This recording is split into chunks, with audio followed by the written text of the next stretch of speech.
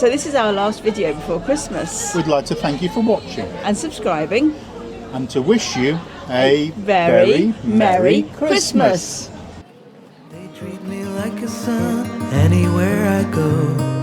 And even though no one can tell, I still feel that I'm alone. I'm alone. I'm alone. I'm alone. Leave me stranded, I know how to handle it all on my own. After a couple of days literally chilling by a lake, I think it went down to about -3. It's cold. We have come to the town of Kutna Hora. We are about an hour and a half's drive from Prague. It's recommended as a potential day trip from Prague. I think you can get the train here. Yeah, if you get the train, it's about an hour and 15 minutes. Just arrives out of the centre of the town.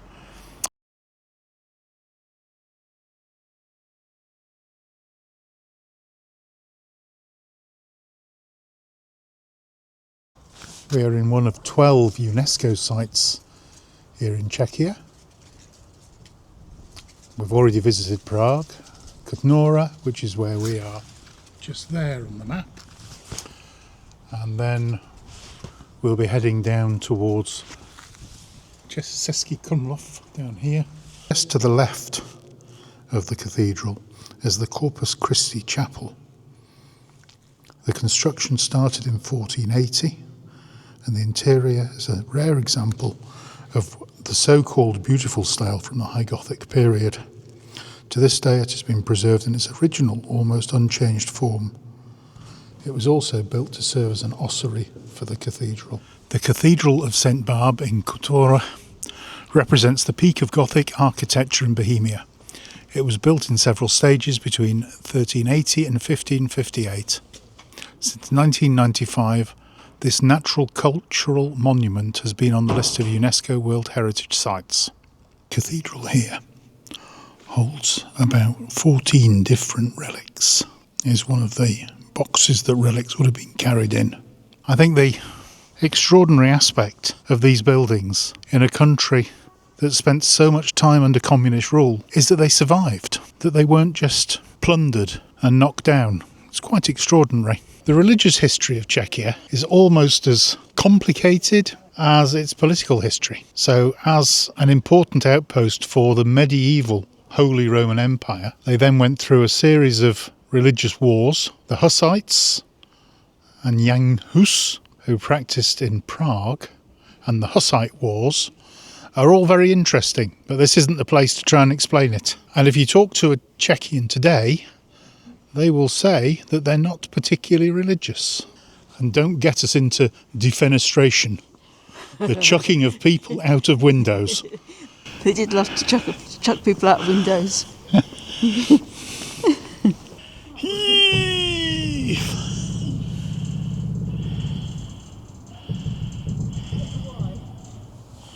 So cold.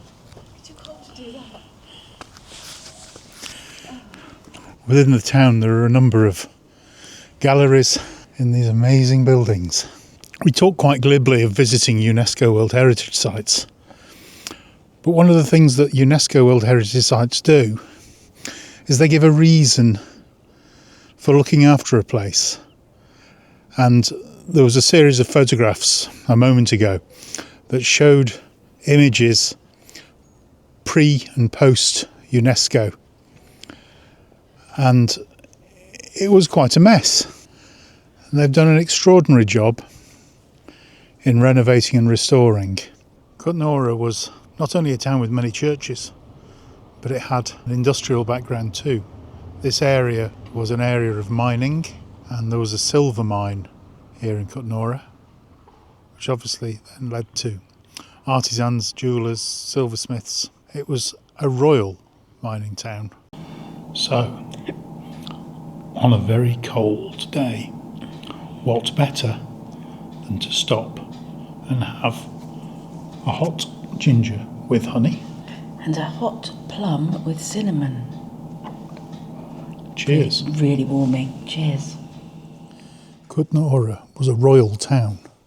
In the early Middle Ages, this was where the Czech kings lived, and it was also the first royal mint. So we've visited the Museum of the Royal Mint, and what we've learned is that there have been mints in Czechia since the 970s, that the Celts first minted their coins from Czech gold and silver, and that there were over 17 different mints around the Czech area.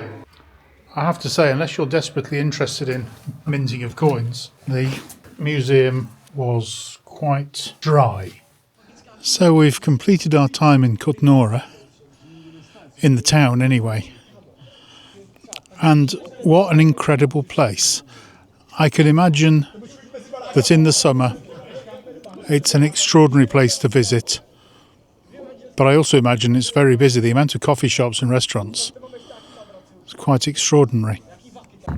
We were really scratching around yesterday evening looking for somewhere to park up. The town of Kutna Hora has got 2 campsites, but they're both closed because it's this time of year. And there are some other sort of city park-ups that really they didn't meet what we needed. Too close to people, too close to roads. And so thanks to Park for Night, we found this site, which is a car park on the side of a hill, with an observation point just up behind us, and the view is extraordinary. Absolutely glorious across the plain. So it went down to about -7 last night. We woke up to -3.5 degrees in the van. Bit worried about the water, but the water was fine. Our wastewater, however, has frozen, so we're having to wait for that to wake up. But there he is, Claude, and we're going to take you to a winery now. Sounds perfect for a Saturday. We're going to do some wine tasting, and we're going to learn a little bit about Czechian wines.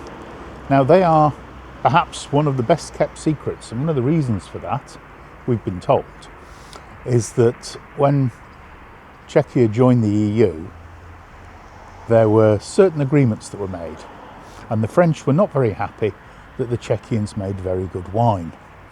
And so there was an agreement that the Czechians wouldn't export their wine, and so it becomes a well-kept secret. And based on the wine we've already had, we are really missing out by not getting it. So all the wines here are grown in and around Kutna Hora. They've got 45 hectares of vineyards. And the first wine that we tasted was a Gewürztraminer. Now, Gewürztraminer you would normally associate with Alsace, but this is absolutely delicious. It's got such a lot of body. Thank you. And there are some almonds to go with our wine tasting. The next wine was a Rosé Kachina, and it's kind of like a dry rosé. It's not sweet, but it has the most amazing bouquet of strawberries. It smells of strawberries, and then when you taste it, it's really complex. Most rosés are a little bit just sweet and easy drinking. That's amazing. In the early part of November every year, they have the St. Martin Festival. Now, I think we've already spoken about the Festival of St. Martin, where they eat goose, roast goose, but it's also the time that they release their new bottled wines, their 2025 bottling in this case. A little bit like Beaujolais Nouveau, when they bring the new wines to market. The vineyard here was founded in 2002, and in 2005, Lukas took over, who was the son of Stanislav Budejovice, who still manages it today. So which one your favorite for this moment? That one. The first one. First one. The Gewürztraminer. Yeah. But then that is probably our favourite wine. Like a type of... Yeah. Wow. Yeah. But that's really good. That's lovely. Are we going to take some home with us? I think we probably should. I think. So this one for Christmas. Yeah.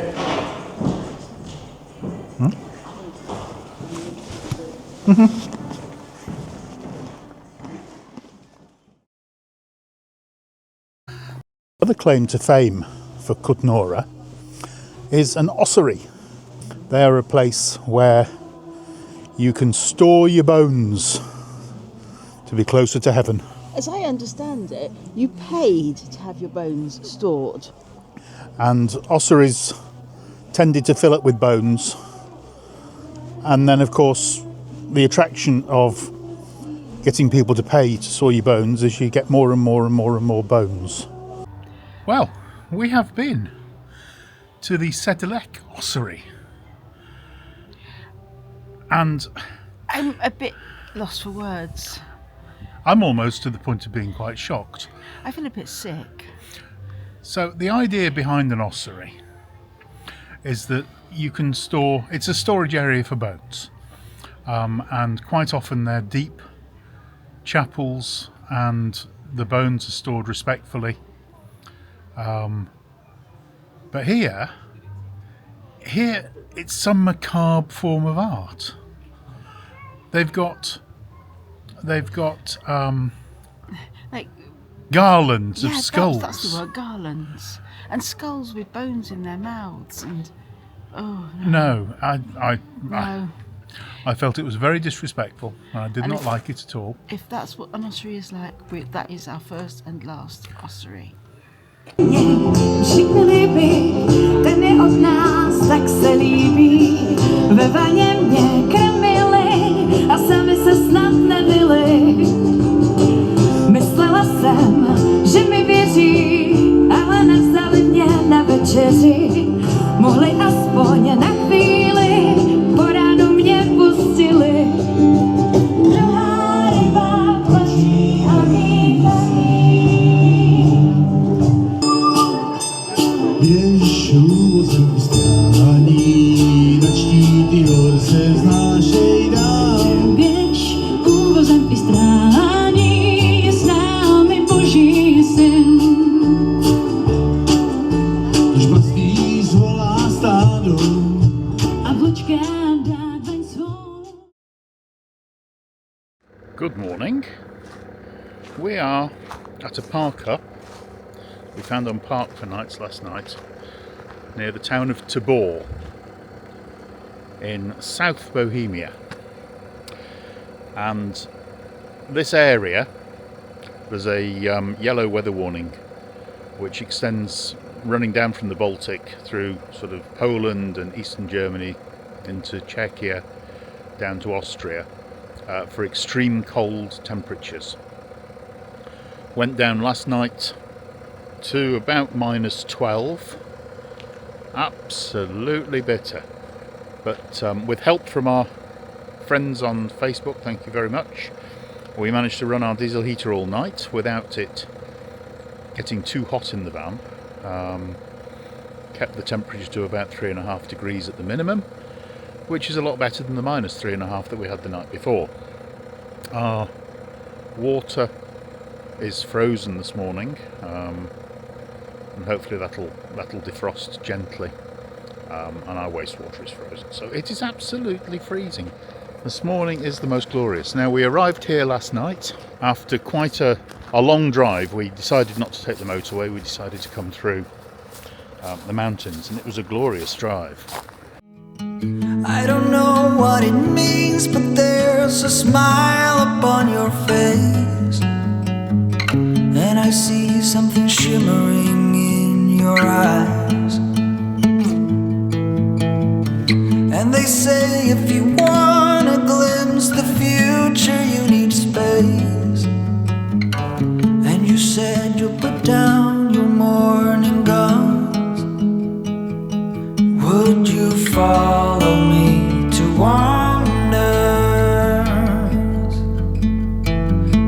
my hand and walk beside me in a whirl of thunder.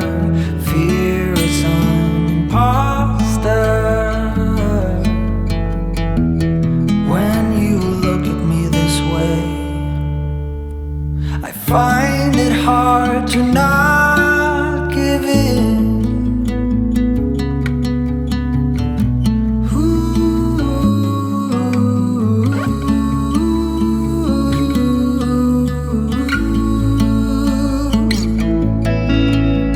So the days became weeks, it felt just like the night before. You were slowly fading in my mind. But when we got to Tabor, on Park for Night, there are several places that you can park. But the reality was that they weren't very good. And after about 4 or 5 attempts, we eventually arrived here. And of course, in the dark, this looked really quite forbidding this morning. It's absolutely gorgeous with the river just down there through the trees. So we're just going to warm the van up. It's about 9 o'clock. So today's a bit of a day off. We're going to go and find, there's a C&A not very far from here, so we're going to do a little bit of shopping and carry on.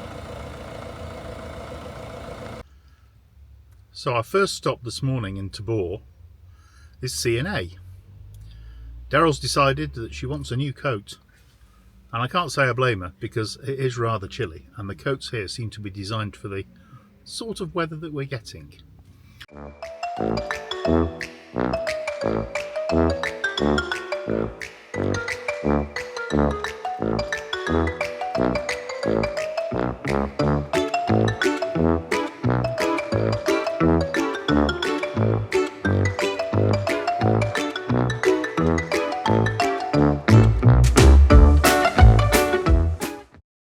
I was joking about the coat, but this coat is so warm. One of the problems we have been having is that everywhere you go, they've turned the water off. Not surprised, it's -12. Well, understandably, of course, I completely get why you would want to turn the water off. However, it does mean that we've been having problems. Quite apart from the fact that something froze last night and we had no water at all, so we were working on bottles. We're really struggling to get water. So, we had a jerry can that we fill with water.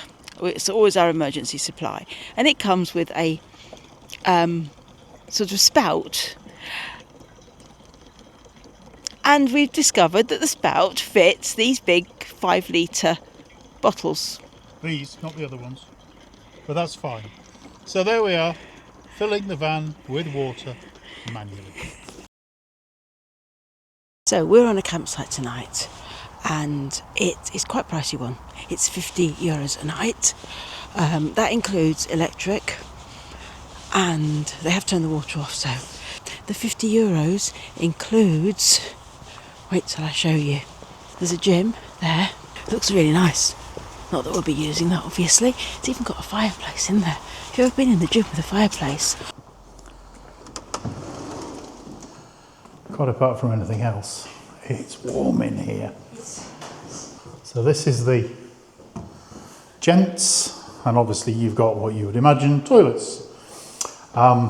The reviews said that the showers are fine as long as you like school showers. I mean, personally, it's absolutely fine. What's wrong with that? Through this door, you have a sauna. So it's full sauna, which is just in here. And yes, we paid extra. And yes, we will be coming in here because it's absolutely deliciously warm. And there we are, filling the water bottles. Wow, quite enough of doom-laden weather forecasts, although it is a doom-laden weather forecast. We are just outside the campsite here in Ceske Budejovice, and it's on the edge of a park. And this morning it is absolutely glorious. if you're wondering what I've got in my bag, it is hats, gloves and scarves, just in case the weather comes in earlier than predicted. So there we are. This is Arctic Darrelle doing an Arctic turn. Oh, very good. The amber warning for snow isn't until 6 p.m, so we are booked on a brewery tour at 2:40, which will last about 70 minutes. So I suspect that we may well be Ubering back tonight before the snow hits. I think it's predicting 35 centimetres of snow here. But when I asked in the reception this morning, we booked for another 2 nights because the forecast is quite dire. It's gone from yellow to amber for the whole of this region down to Austria. And she said, well, who knows? The time you ignore a weather warning is when they actually meant it. That's the problem. Boy who cried wolf. At the end of the park, we come across a suspension bridge. We look over into the river. Oh, this suspension bridge is one of those that bounces. I don't know whether you can see the way that the ice has formed on the river, following the lines of flow. This is a really bouncy bridge. I'm not sure I like it very much.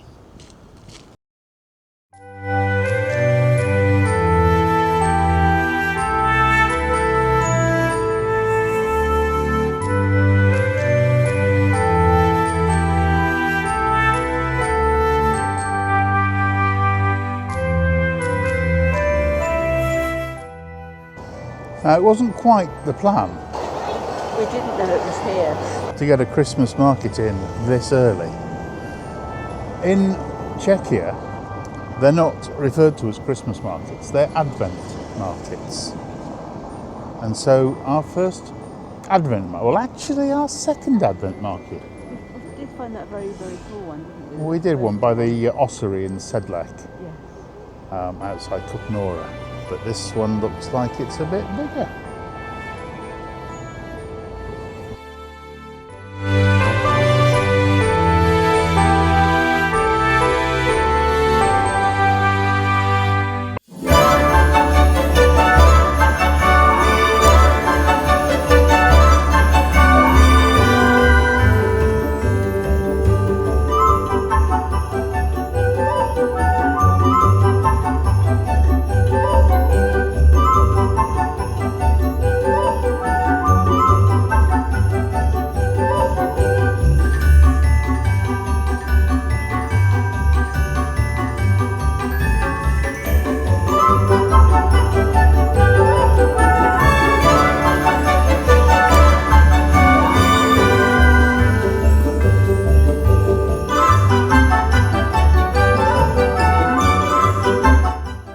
We have found the Budvar Brewery Visitor Centre just over the road in front of us.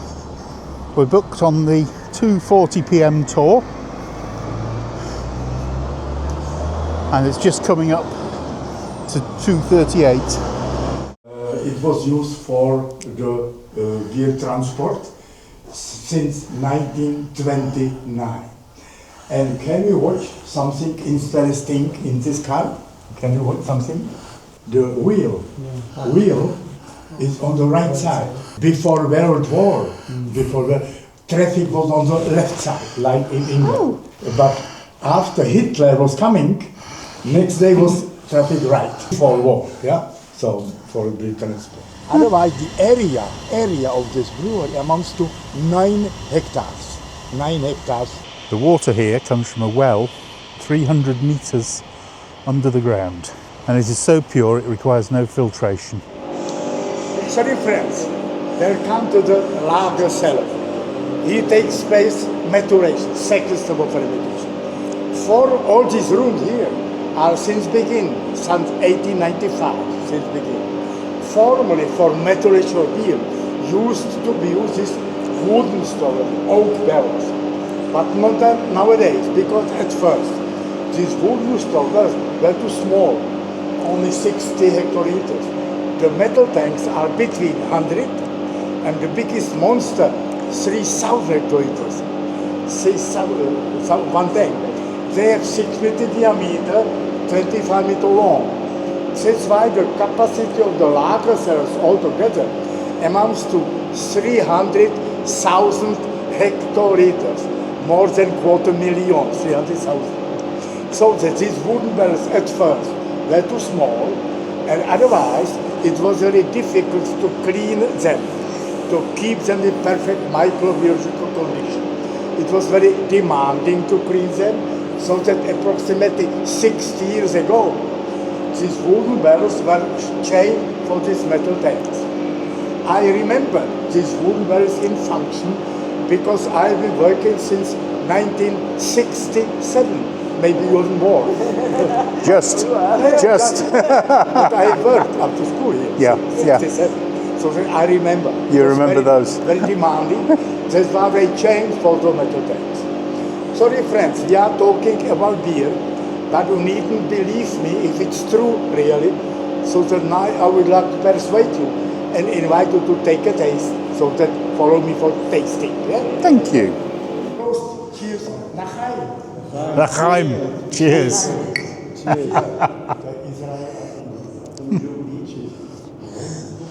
So this rather takes me back, because this was the industry that I used to work in with packaging, and you can see the palletization lines, and clearly they're having a problem with their spiral wrapper. It always used to entrance me watching products coming along conveyors.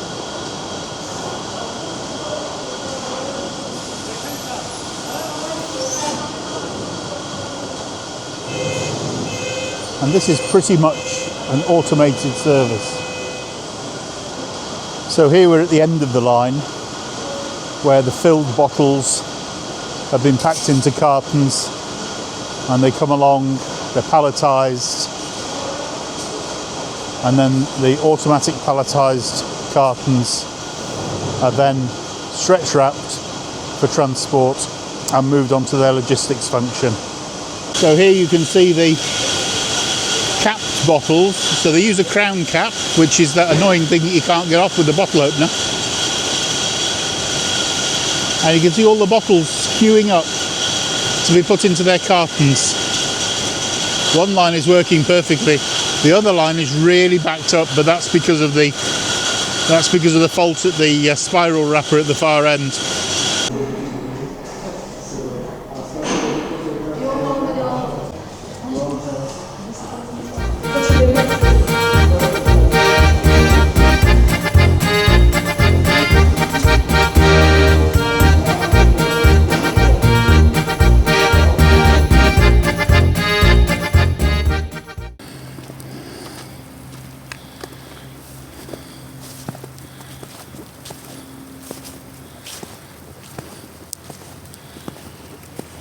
Well, we've arrived in Ceske Krumlov, and tonight is a car park. This is the car park. It's not terribly exciting. Obviously there are no services here. We're about a 5-10 minute walk into the town, so we're going to do that just now. The car park is a pay by coin. First time we found a pay by coin. There is a coin changer because obviously we only had notes. So we put our 500 note into the coin changer and it paid out in tens. And then we came out and we put 30 into the machine because it's 30 Czech krona. About 12 euros for the 24 hours. It's snowing lightly, around about 0 degrees. And we're going to go for a wander. An impressive brown bear made of marzipan. There are bears in the moat at Ceske Krumlov Castle. Czechia is famous for marionettes, puppets and puppetry. And here in Ceske Krumlov there is a museum to the puppets called Ludkia Vino, Puppets and Wine. What a glorious combination.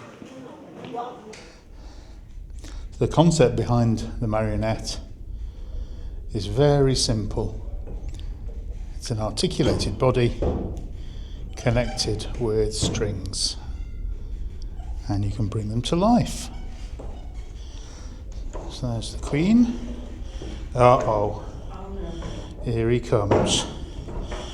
It's a bit of a devil. I think devil's a bit worse for wear here. A few of his strings seem to be off. There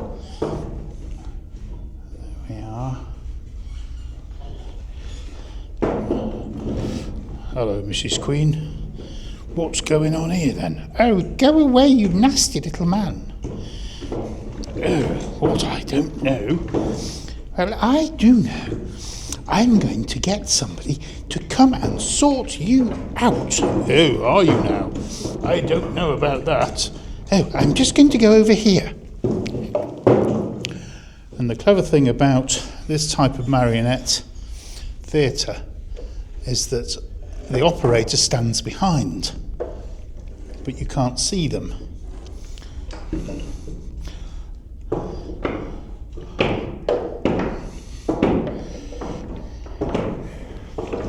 Here, what's going on? Who are you? Oh no, it's the dragon. It's the dragon.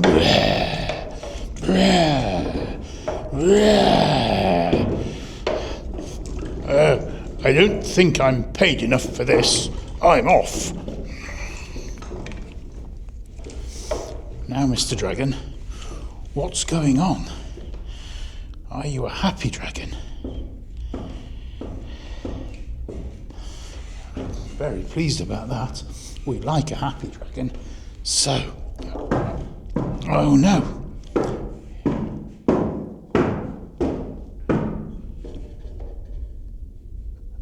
Oh, I say.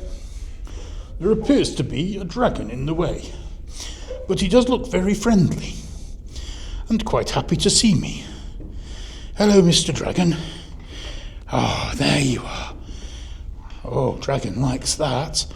Tickles under the chin. There we are. Okay, I'm off to chop some wood in the forest. So, Mr. Dragon, what's going to happen now? You think it's time for bed? Time for bed, Mr. Dragon. Say goodbye to everybody. Goodbye, everybody. That's lovely. Thank you, Mr. Dragon. Thank you very much. Good night, Mr. Dragon.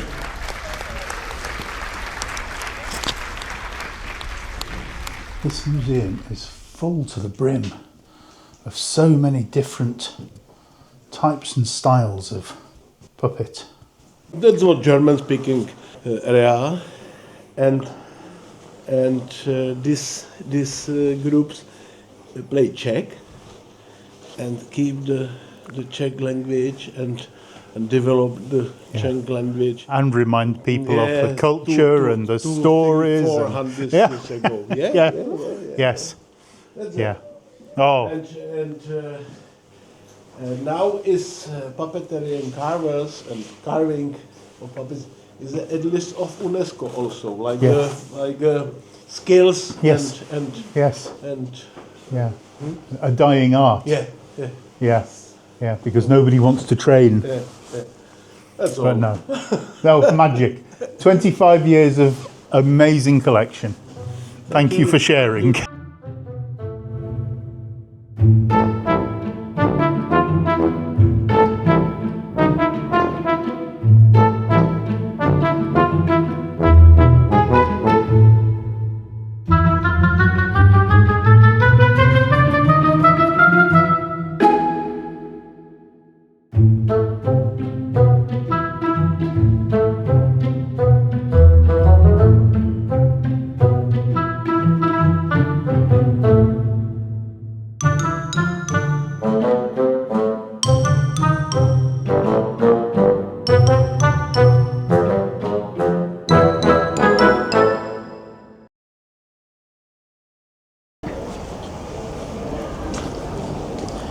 That is really pretty. Down there is so pretty, so Christmassy.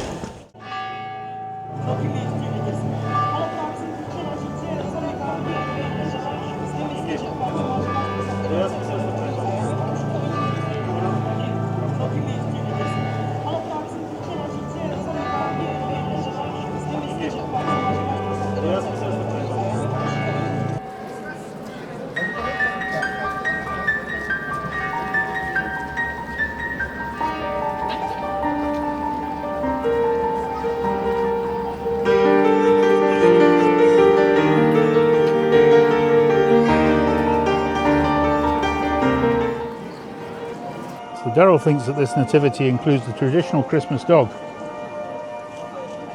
I think it's a sheep. But what do you think?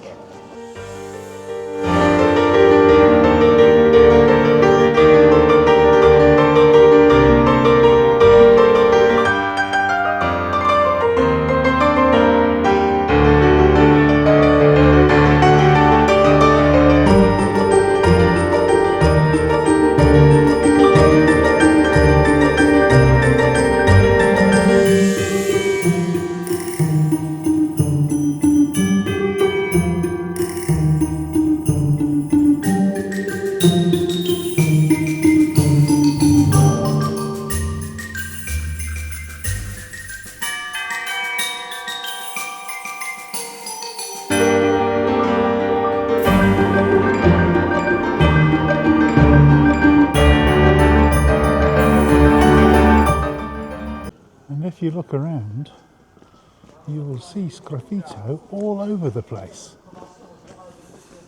It was a very expensive process. So having sgraffito on your house said that you were there, you'd made it. You could afford to be lavish on your house decoration. Ceske Krumlov was another royal town, if you couldn't tell, from the style of the architecture. Although I don't propose to get into the Czech kings.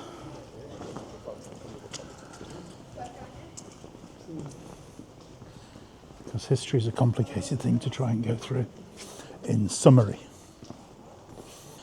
Never mind in wintry.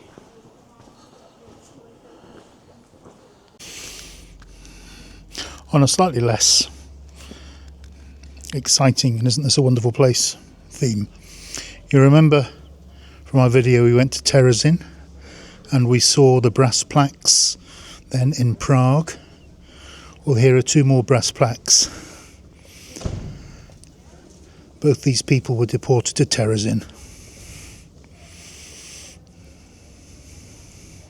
So we were walking back from having our mulled wine, and we got caught again by the man from the puppet museum.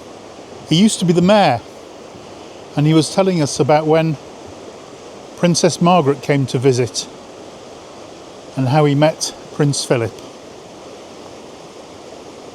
This is a truly magical place.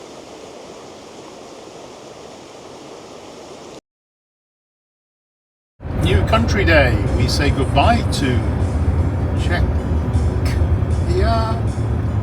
and hello to Austria, and we might need our passaportias. I just saw that. We seem to be doing passport checks here. First one. They weren't actually doing passport checks. There was a man sitting there just waving the cars through. So that was a bit odd. First time we've seen even a hint of a border control.